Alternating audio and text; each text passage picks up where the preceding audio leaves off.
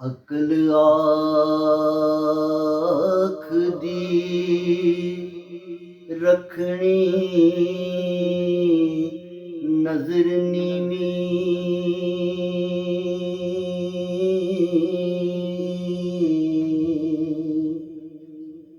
ਇਸ਼ਕ ਆਖਦਾ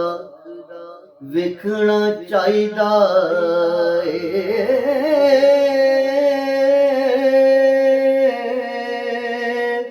ਅਕਲ ਰੋਕ ਦੀਏ ਇਸ਼ਕ ਆਖਦਾ ਏ ਮੱਥਾ ਯਾਰ ਨੂੰ ਟੇਕਣਾ ਚਾਹੀਦਾ ਏ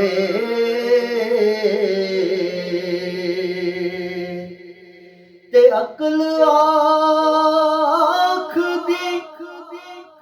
ਚੁੱਗੇ ਨੂੰ ਸਾਂਭ ਕੇ ਰੱਖ ਆਪਣਾ ਆਪ ਸਮੇਟਣਾ ਚਾਹੀਦਾ ਏ ਇਸ਼ਕ ਆਖਦਾ ਚੁੱਗੇ ਦਾ ਕੀ ਕਰਨਾ ਉਹ ਚੁੱਗਾ ਬਾਲ ਕੇ ਸਿੱਖਣਾ ਚਾਹੀਦਾ ਏ